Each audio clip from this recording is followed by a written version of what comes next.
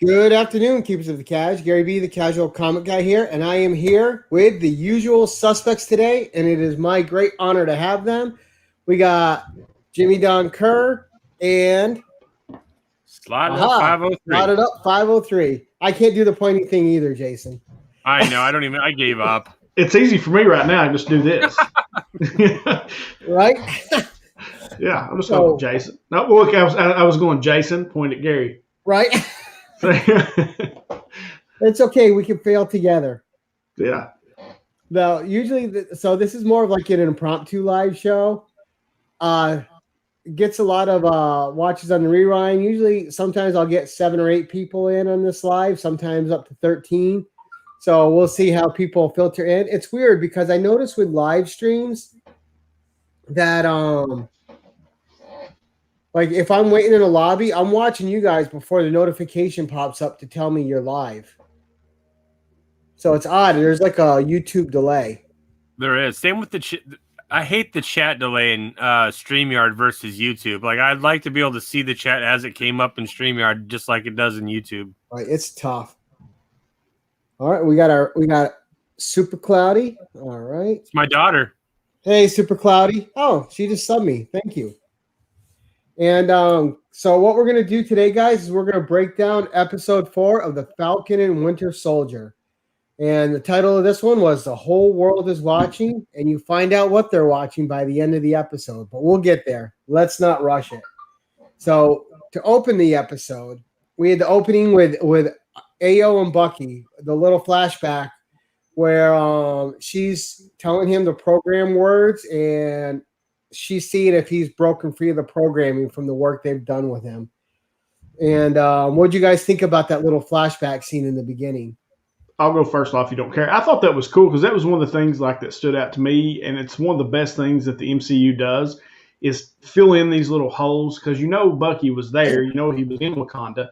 You didn't necessarily know, what they were doing with him. They were trying to get him healthy, that kind of thing. But you also realized that they deprogrammed him, while he was there. And I don't know that I realized that or knew that before. And it's one of my favorite things about the MCU is how they tie all that stuff together. They do such a good job with that. Yep, I agree. That's like the whole White Wolf thing, the name that he got, the White Wolf. And yeah, just him sitting there, you could tell that he didn't think it was going to work. And then after she did the whole countdown and everything, you could just tell the look in his face like he had been relieved. It was pretty intense. I like that scene a lot.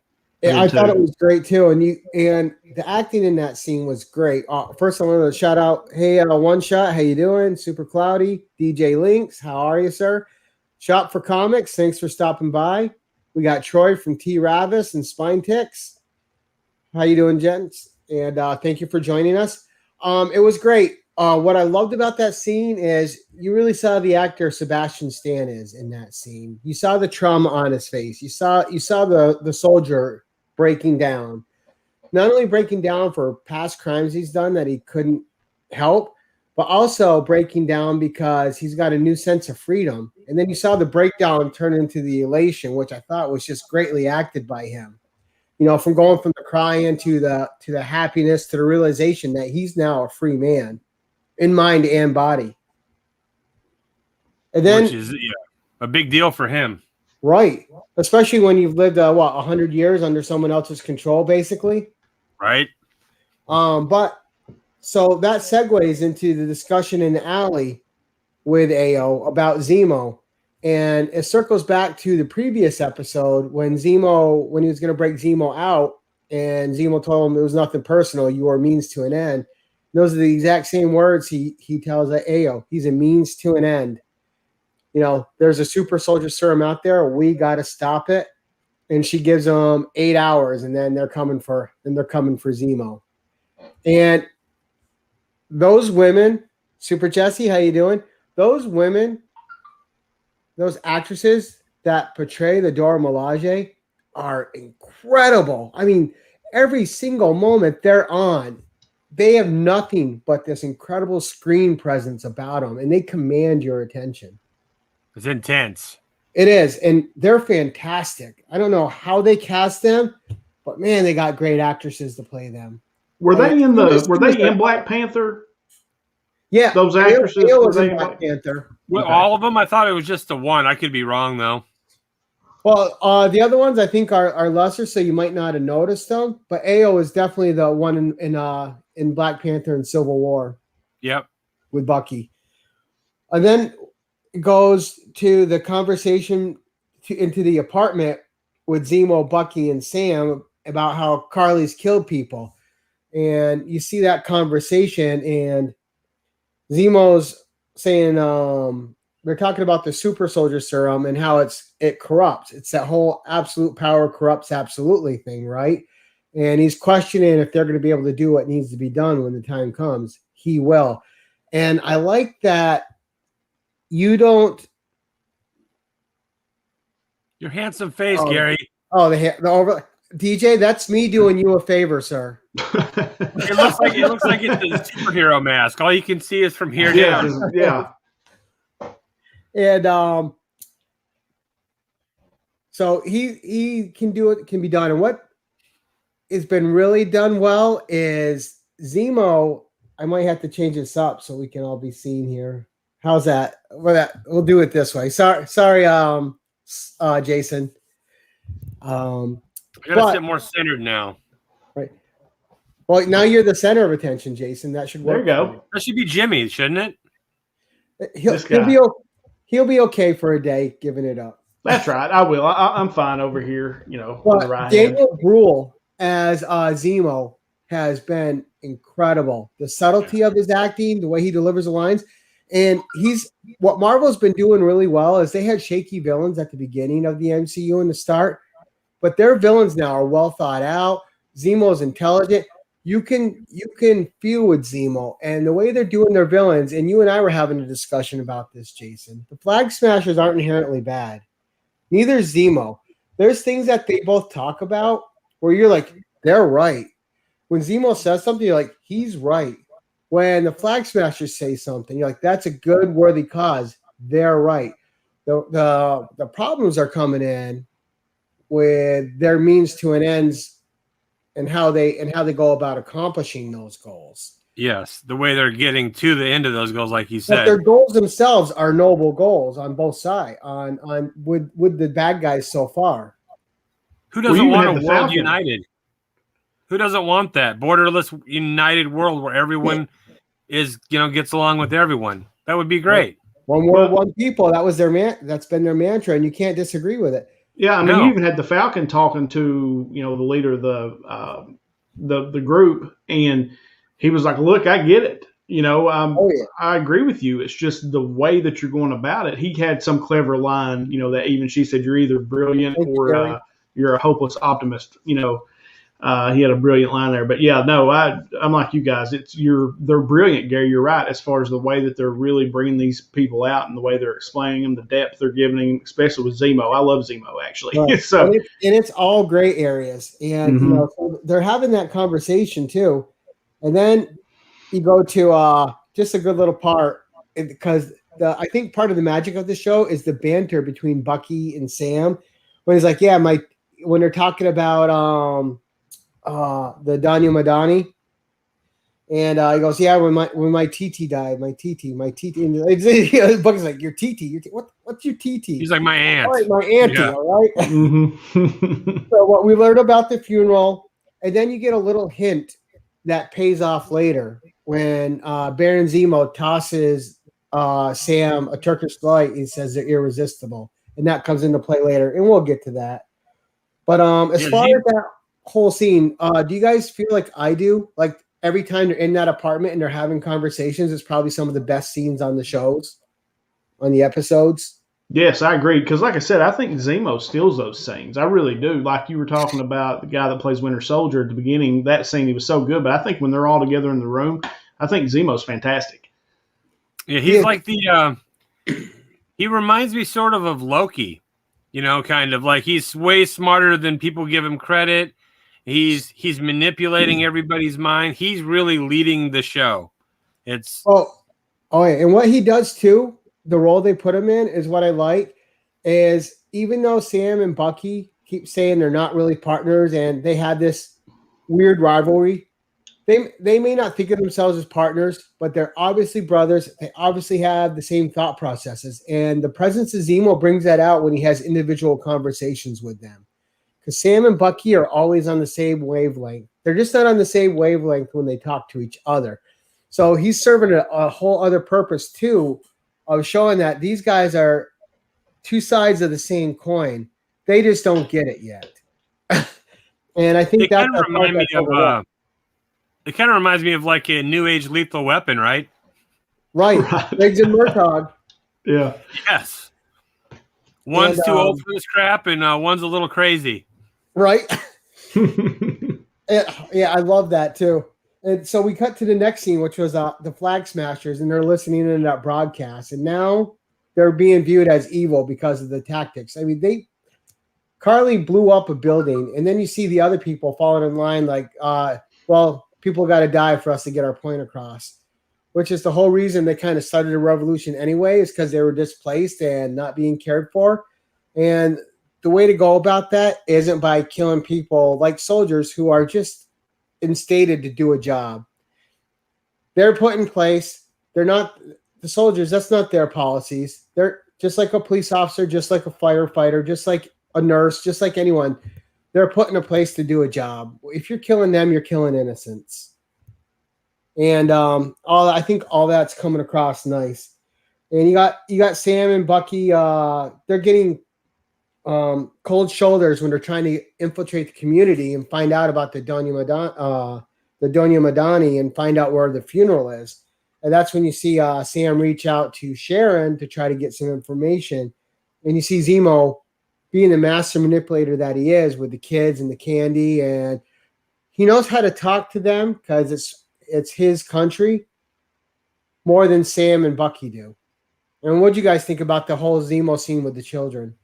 It was great. He, just like you said, it's kind of like almost like a Doctor Doom with Latveria, right? Where he belongs there. Those people respect him, they know him, and he knows how to talk to them versus the heroes really who are outsiders and they don't want nothing to do with.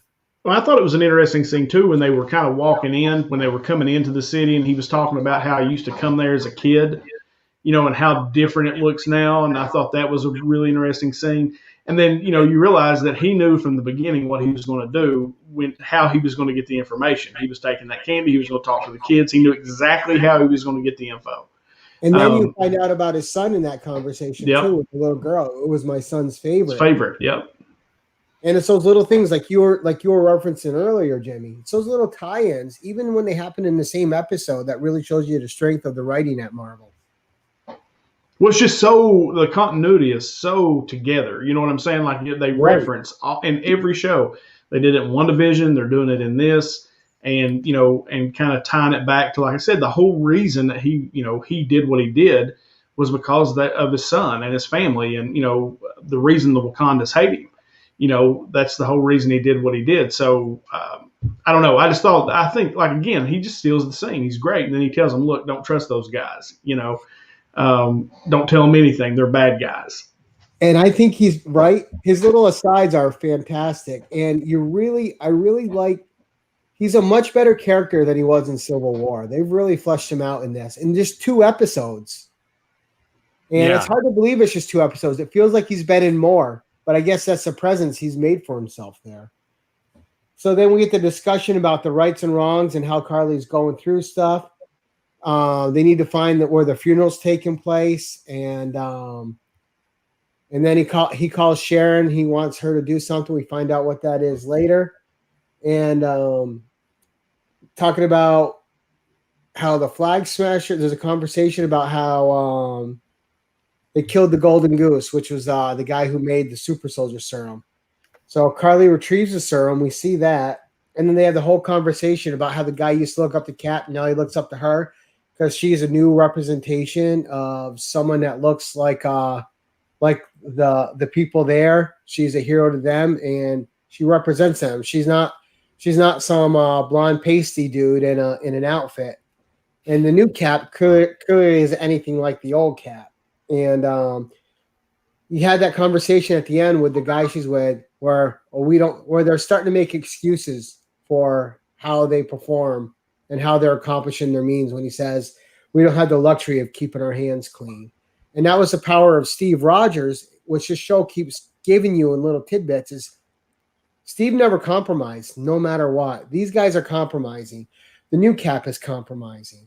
The only two people so far that haven't been compromising are kind of Bucky and Sam, but that's because they were around Cap the whole time and learned from him. What do you guys think about that whole scene with retrieving the serum and the conversation there? Him not using it, or if he had the choice of using it? Oh no, that was like when she was in the cemetery. Memorial. Yeah, when she was at the memorial and they took the serum out and she was talking to her other flag smasher. I was like, man, we can make 12 more soldiers. Am I doing the right thing? That's when he's like, you're doing. Sometimes you got to get blood on your hands. We don't have the luxury of keeping our hands clean. Right, and that's basically taking something that is a noble cause, actually a noble cause to begin with. They were completely displaced from their homes when everybody came back from the blip, which I love that too, how it's all these issues. It kind of goes back to what Thanos was saying. The world was better, right? After Thanos did what he did, and then when they reversed it, now all these issues have been created by all these people coming back and essentially everybody being pushed out of their homes. And so the cause is noble. Right? The cause is noble. What they're trying to do is a noble cause, but then it's just like what you talked about earlier, what they're having to do, getting their hands dirty. Like you said, Steve Rogers would have never done that. He would have figured out a different way. He would have figured out some other way to go about it. And they are compromising, and you're seeing everybody compromise except for your two main characters. Right. Yeah. And I just want to give a quick shout out to the audience here. We had Chip Gettler join us, Top of the Pops join us. Shop for Comics made a great point here where the MCU does a perfect job of providing backstories, but they don't give you too much. They give you just enough. You get the information you need, but they don't bore you with too much of it. Coffee Breath, thank you much for joining us.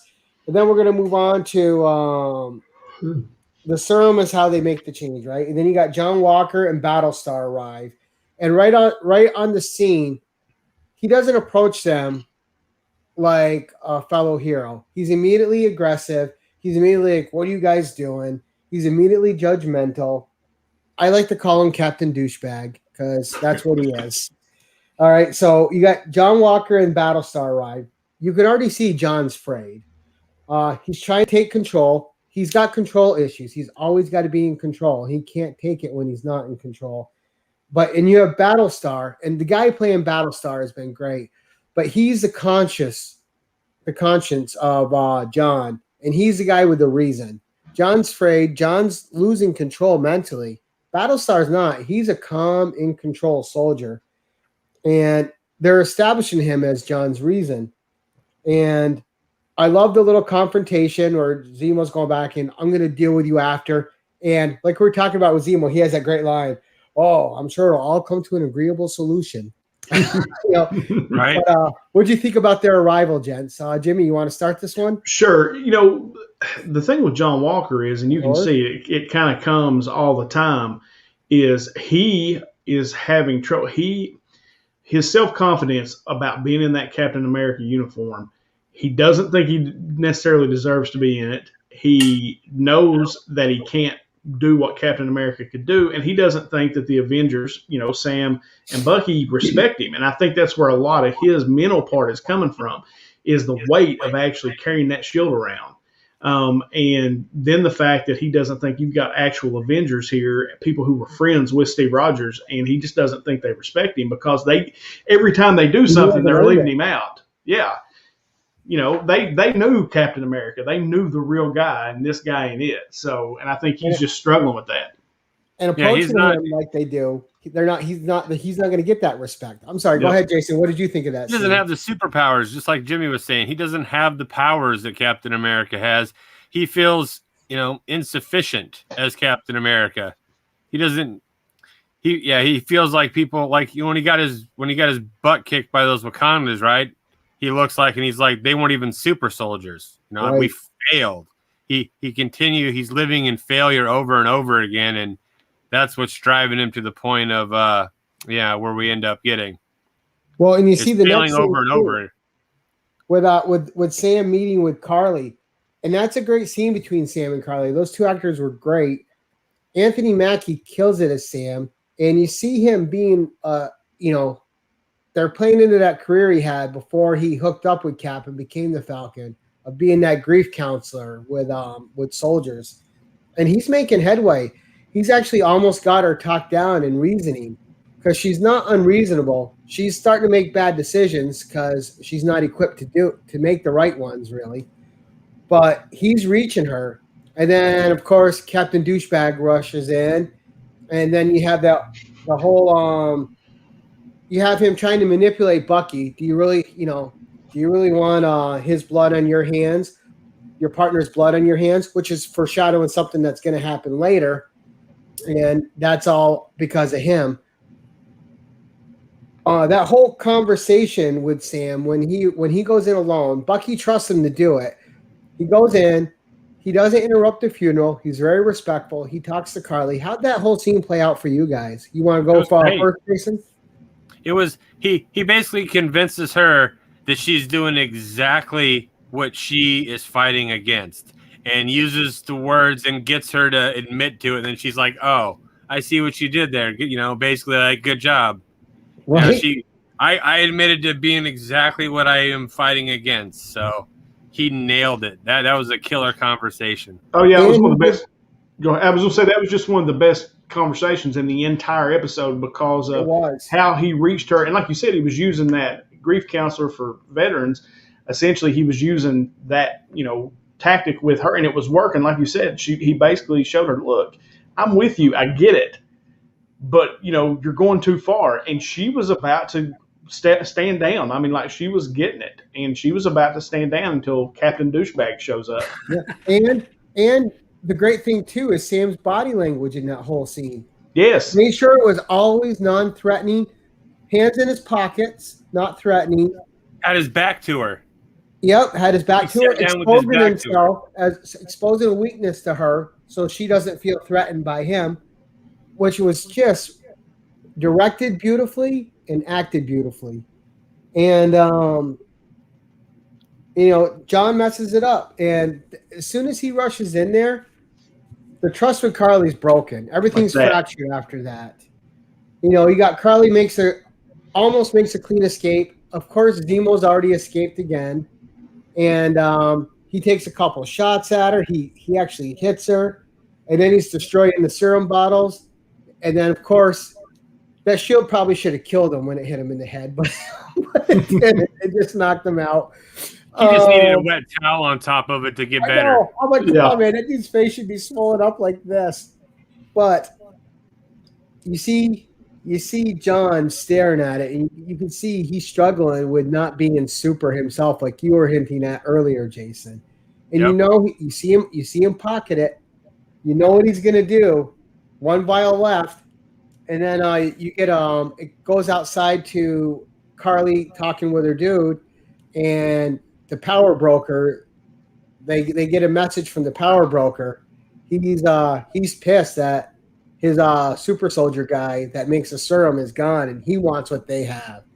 So in these next two episodes, we're going to have a lot going on with him. I think we're finally going to see the reveal, but there's no more super serum now. It's just what's running through their veins, and you got the flag smashers stuck in a bad spot. They're between our heroes. They're between the power broker. They're running out of options, and then she makes that call and threatens Sam's sister. What'd you guys think? That was the wrong move. Yeah, I was thinking the same thing. But it also showed how serious she is. She ain't playing either. I mean, she has a mission, she has a goal, and if Sam gets in her way of doing what she needs to do, she'll do what she's got to do. So it just shows you how serious she is, and almost how devious she is as well. Yeah, she's doing what she feels is the right thing to do, and she's willing to do whatever it takes to get to that final goal, even if it means getting her hands dirty and doing some things that she wouldn't normally want to do. But she thinks she's doing the right thing for the good of her people. And that actress, I think, is killing that role too, going back and forth and just all the different things. And she's very emotive. You definitely have a lot of empathy for her. So you feel the weight of everything that's on her, and you can understand her decisions, just not her tactics. So then we're going to get to one of the best scenes I thought in the episode. It goes back to the apartment with Sam, Zemo, and Sam and Zemo are having a conversation before Bucky comes back in. And that's like he did with Carly. Sam calls him out. I'm like, well, that's something someone who thinks they're a god would say when everyone should be wiped. Everyone with those powers should be wiped out. And he gets Baron Zemo thinking about what he just said, because now he's kind of seeing he has the same issues as Carly sometimes. And Sam has that good line: "Blood isn't always the solution." Sam, and what's great about this series is Sam is the moral compass in this series. He is really the strong moral compass, and it's great. But you see Bucky come in. Him and Zemo have a little exchange. He throws a cup, some tea. I'll pass, thanks. Mm-hmm. But he goes, "I'm the crazy one," and playing into more the lethal weapon stuff, right? Yep. Then the Dora Milaje burst. Before they burst in, you got Captain Douchebag and Battlestar coming in, and and I love Sam's line. First of all, you're not.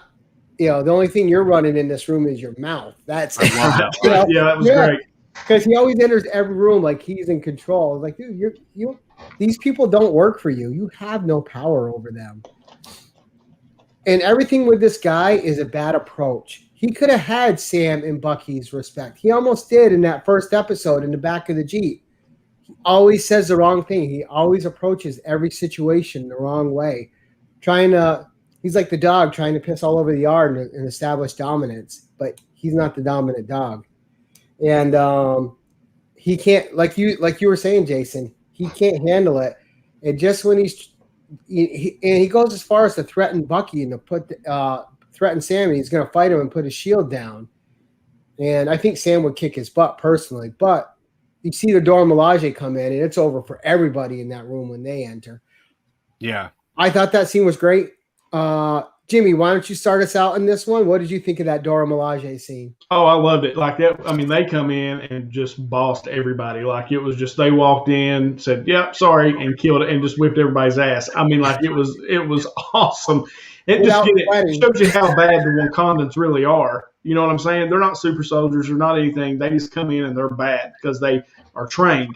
And so, no, I love that scene because, and you're right, that line that he said, "Look, the only thing you're running in here is your mouth." And that just shows you it just puts him where he is supposed to be. And then that's where you kind of find out what he's done as well. You figure out what he has done with the vial of serum, I believe is in that scene too, when they're all fighting. Yep. Well, I think just it's still in the pocket. When she still in his pocket then? She Kill Bill's his arm off. She does that little seven. Oh yeah, that was awesome. And his arm falls off. That was great. And then whenever she throws that spear and locks his arm in there with the shield, and he can't move, amazing. And he's helpless, and he looks so helpless. It was great. And the accuracy they depict them having, just great. And also, even though they were fighting each other, Ayo and Bucky, you still saw the respect between both of them. Neither one of them was going to hurt each other. They were just trying, and it was just fantastic. And I love in the beginning when John Walker's getting his ass kicked and Sam looks at Bucky and goes, "We're going to have to do something." Yeah. And Bucky goes, "Looking strong, John." That was awesome. Yeah, that's the biggest third. That line made me chuckle. That line made me laugh out loud. "Looking strong, John." But then he goes, "Did you know she could do that with your arm?" And he's like, "No, I didn't." Right? And I thought it was cool too the way he puts his arm back on. They show how it works, and he still has to kind of feel it up once it reattaches to the nerves. Yeah. Yeah. And just killer moments. And when the one girl kicks the shield up and just instantly way better than John has done, just doesn't like Captain America did That's it. That's right. Right. With purpose. And then it switches to that's where you see Zemo doing what you said. He's slippery, right? Shuts the door, escapes, gone. During all the fighting, he's like, while you guys are busy beating the hell out of each other, I'll be getting out of here. That's right. Well, everybody's there to get him, right? So yeah, exactly. Yeah, he's getting out of Dodge. Yeah, and then once you saw that the people in there were disarmed, you saw the respect of the Dora Milaje for Sam and Bucky, because they just left. They didn't do anything else. You get the feeling if it was the other two guys, they just would have kept whooping their asses until those guys weren't getting back up. And the only reason those guys didn't get their asses whooped more was because of the respect for Bucky and Sam. I like whenever he says to him, you don't have any jurisdiction here. And she's like, well, we have jurisdiction wherever we decide we want to have jurisdiction. Right. The Dora Milaje have jurisdiction wherever the Dora Milaje are, which is a fantastic line. And further undermines Captain Douchebag and all the bullshit he's trying to do. He's always trying to be the alpha dog instead of just trying to build relationships with these guys and earn. He's trying to command respect without earning respect, and it fails every single time. Yep. Because there's no reason to respect him. He hasn't earned it from anybody. Yep. He's kind of he's not a very nice guy to begin with. He's a nice guy to his buddy. But that's really the only guy in the show that he's even somewhat respectful towards. Well, and it's too, like, when Captain America, when Cap first gets the shield, right? What does he do? He goes in, he saves a bunch of his friends. He earns their respect, right? And he does that over and over and over again. Captain just doesn't come in and act like he's going to boss everybody around and this is what we're going to do. He ultimately ends, even the Avengers, as he comes along, he earns their respect ultimately. In Avengers, finally, Tony's like, all right, Cap, what do we do? Like he's now the leader. And John's doing the exact opposite of that in this show. He just walking in, here's what we're going to do. He thinks because he's got the shield that he's the boss. He doesn't realize what Steve Rogers had to do to become Captain America. Right. The man made the shield. The shield doesn't make the man. That's right. I don't understand, though. He should understand, though, if Bucky wanted to just take that shield from him and beat him down, he could. So I don't understand why he acts like he's so tough. And you're going to see that happen at some point. Super Soldier Serum in him or not, you're going to see Bucky take that shield. Yeah. Let me see. Shop for Comics says, as I heard someone else say, he always introduced himself as John Walker, Captain America. Steve would just say Steve. Right, because Steve wasn't about the titles. Steve was about personal relationships and treating people with respect. So then you see him. He's broken. They weren't even super soldiers when Battlestar helps him up. And it's right then he's going to take that serum. You know it. He just got the last bit of disrespect in that room from everybody in that room. And everyone in that room would have whooped his ass. Even Sam, who's just human like him. And then you get the cutaway to him and John talking when someone comes up and gets his autograph, further fueling his ego. They're talking about their days in Afghanistan, how many of their compatriots they could have saved if they had the super soldier serum. He's looking for an excuse to take it. Battlestar gives him one without knowing he's giving him one because he doesn't know he has a serum. Battlestar's just thinking about lives he could save, or John's just thinking about being on an even playing field with these super soldiers he's fighting. Right. Yeah. Power. And it's just good. And then and this is when Carly called Sarah after this scene and threatened Sarah. And then you get the standoff where Sam and Bucky go meet Carly. Sam was supposed to go by himself. And again, another great interaction. Station tomorrow. And then another great interaction between Sam and Bucky and their relationship when Sam's like, I got to go alone. And Bucky's like, I'm going with you. And he doesn't argue with him. He knows he's going to go. And this is where that call to Sharon's playing off because Sharon's tracking John Walker for them. So they're one step ahead of the Flag Smashers who think they're separating them. And which they are. They're partly effective. She gets Sam in there with Bucky. But once he gets that call from Sharon, you got that great chase scene. And then it cuts to John and Lamar fighting the Flag Smashers in that building where the whole purpose of that scene is the Flag Smashers want to murder the new Captain America and make their point. And you're seeing him fighting that guy. The shield is thrown into that wall with superhuman force, which lets you know. Well, you knew right when he burst through that door, he's got the serum. Yeah. Well said, DJ. Yeah, I agree with what DJ said too. Throw that up there. That's a good point. All right, so my deep philosophical take. Steve Rogers represented the American ideals of a bygone era. Walker represents America has become, with the violence operating on foreign land with impunity. Exactly, because and like DJ said too, and this is the guy who says they don't have jurisdiction here. Like the only jurisdiction that could ever be anywhere is his, wherever he is. So there's a cockiness there that doesn't belong. And but the Dora Milaje set him straight. They did. Yeah, they sure did. And but so we get to that fight scene, and I thought the chase scene was really good with Bucky and Sam splitting up. I'll hit you with the coordinates on the way, and a great chase scene with I just love when they show Bucky's superhuman abilities because he pulls it off well. Just when he's racing, when he's going. Sam, every time Sam is in his outfit and he's using those wings, first of all, the choreography of him using those wings is amazing. And every time he's in those wings, those scenes are so badass. The way he uses them, the way he's around the room, the way they stage the fights. But where he uses the jetpack on his back to burn that chick. Incredible. But that was a great fight scene in there. John, so you got Lamar proven, Lamar gets taken. Sam runs into John Walker. What did you do? And he's like, they got Lamar. So Sam doesn't question him then. Sam's moral center. Let's go save a dude if we can save a dude. Lamar doesn't need saving. He's a capable soldier. He's already getting himself out of it. And what you see is that great battle scene, and they're all fighting together as a team, but they're there to kill John Walker.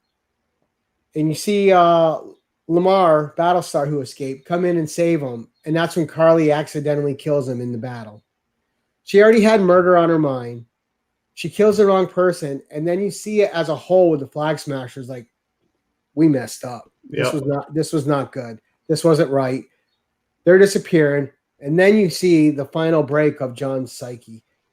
Before we get to that big final scene, what do you guys think of, first of all, that whole battle scene and just with all the parts moving there? Well, I thought it was I'm sorry, go ahead. Go ahead, Sly. I didn't see it coming, honestly. I didn't see Battlestar dying. I should have seen it coming, but I didn't see it coming. So it took me back for a second. I was like, oh damn. It just got real all of a sudden. Right. I didn't see him dying either. Did you, Jimmy? No, and that's what I was going to say. Like, it almost kind of took me back, and I was like, oh, okay. Shit just got real, and you're like, what's going to happen next? Because you know that John Walker's about to snap. And now he's got the super soldier serum in him, and what the super soldier serum is supposed to accentuate what's already inside you, right? That's why they chose Steve Rogers to be Captain America, is because of what was, already inside him and the person that he was.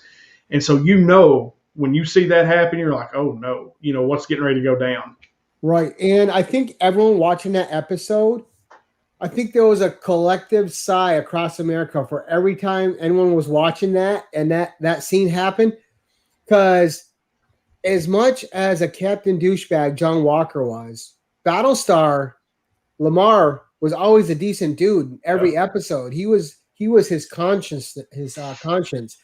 He was making nice decisions. He was making good decisions.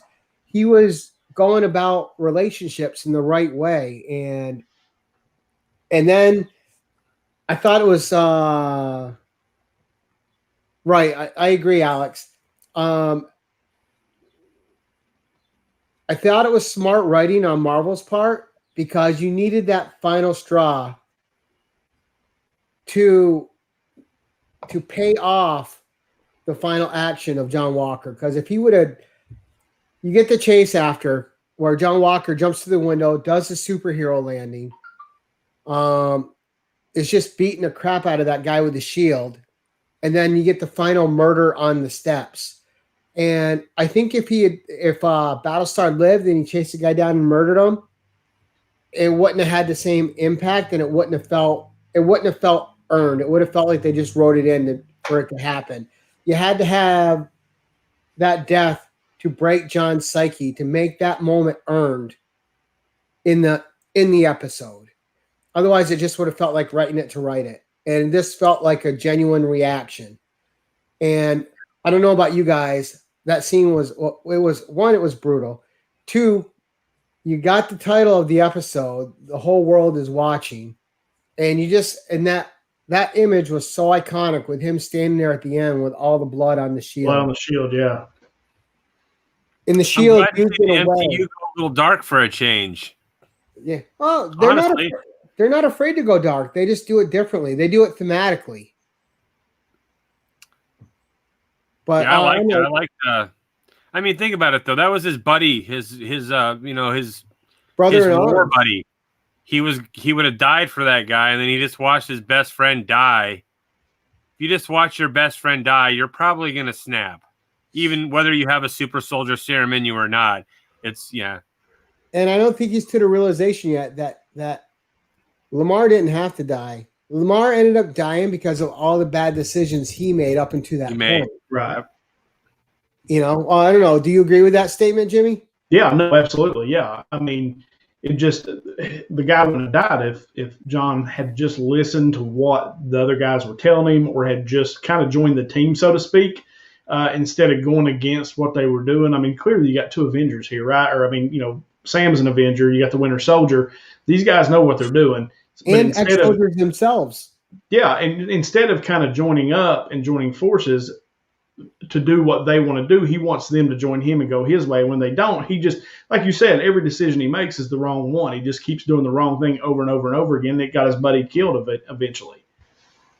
Yeah, right. I don't know if there's kind of really any coming back from that for him. We'll see. And I don't know if you guys noticed the subtle move of his head at the end when it panned around and just before it cut out, and it was doing that up shot, which I thought was a great shot. But when he goes, like his head, like he's going a little stir crazy in his own brain, and you just see that little twitch. He twitches, yeah. But I thought, as far as a cliffhanger ending goes, I thought that was a banger of an episode for a cliffhanger ending. And I have no idea how they're going to start the next one. Is it going to start back in the States with America apologizing for the new Captain Douchebag they created? What's going to happen?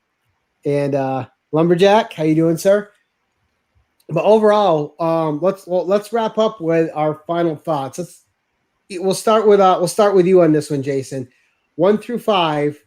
5 being the best, 1 being the worst. What would you give this episode as a final grade for yourself? I liked it. I would say probably a 4.5.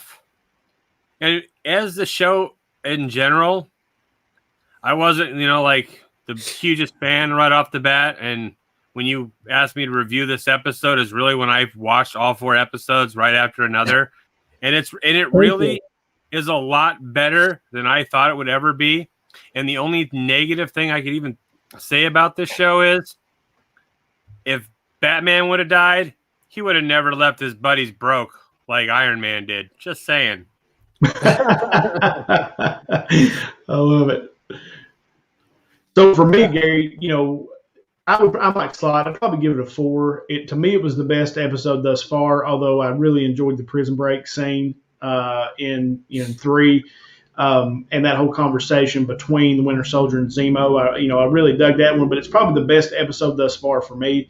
And that ending it left me like, okay, now I want to watch 5, right? Because I hadn't been like that yet, where I was like, oh crap! So I will watch 5 as soon as it comes out this week, right? So that I know where it's going. And I haven't been like that with any of the other episodes.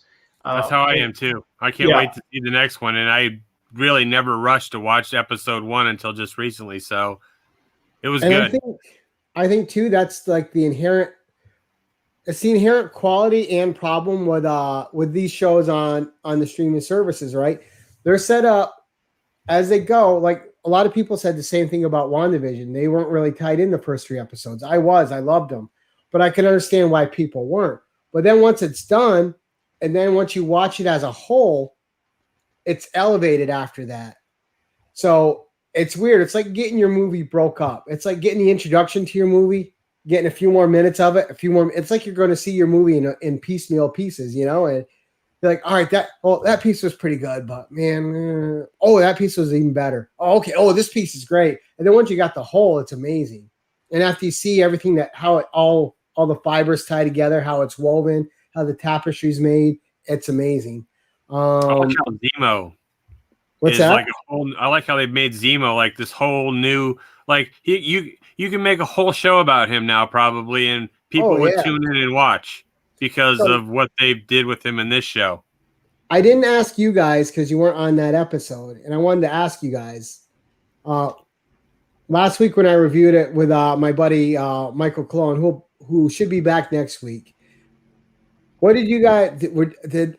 I know you guys are DC guys, so I don't know if you had the same reaction I did, but when Zemo got his mask, were you guys like, ooh, or was that just me being a Marvel? No, I was like, oh snap. It was big time. Yeah, it was nice, man. I mean, it really was. And I mean, as far as like Marvel, I like DC is just my preference, right? Because it's what I grew up watching on TV, the cartoons, you know, love Superman, Batman, you know, Wonder Woman, Aquaman, you know, the whole Justice League, love all of them. But I really like the Marvel. And what Marvel does well with these shows and with their movies is stuff like that. Because when he put that mask on, I was like, oh, snap, here we go. You know, and you see that mask in the comics, like, how can they make that look good? And then he puts it on, you're like, ooh. Oh, yeah, there you go. I'm a DC guy too, but I mean, I love Marvel too. And I think Marvel does a better job at tying in everything with each other than DC has ever done. I mean, the Snyderverse, you know, the Snyder Cut was fantastic, right? But Marvel as a whole does a better job with their movies. I think it's because of how they're structured over there. They have one guy that everyone reports to, and he keeps the continuity together, and that's, you know, Kevin Feige. And you need a figurehead like that. And then, of course, he's got his team. He's not tying all the threads. You know, that's too big an undertaking for any one person. But you got a team that makes sure all those things tie together. And I think the problem with the DC films is they've always been reactionary. Throw it against the wall, see if it sticks. Oh, it didn't stick. All right, let's change everything real quick. Well, no, stick with your plan. It'll pay off. And instead, they've been too reactionary. As soon as they get one bad review about everything, they start changing everything up. One thing works, let's make everything this. But it doesn't work the next film. All right, change it all back to where we had it before. They just have to find a figurehead that has a plan. Like at Marvel, Kevin Feige always has the next 5 years laid out. He's got a 5-year plan, and after that 5-year plan is the next 5-year plan. And I think it's the same way with, it's the same thing with what they're doing on the TV shows. They're all part of the bigger plan. They're tying in continuity-wise. But like DJ said, a major player, we already know that they're going to have to show us the power broker. And I don't think that's the major player DJ Lynx is talking about. I think they got to call someone in from the States to help corral Captain America in, the new Cap in. And who would that be? I have no idea, but I don't even want to speculate. I'm just interested in finding out if that's what they're going to do. If they have to call in a bigger hero to go help Sam and Bucky corral this. That's what I was saying in our chat. I was like, after the end of the episode, all I could say is time to call in the real superheroes. Yeah. Right. Overall, though, so my rating, I'll go with you guys. Definite. I'll give it a 4.5, like you did, Jason. And thought it was a real solid episode. I thought it was the strongest episode so far. I am dying to know who the power broker is.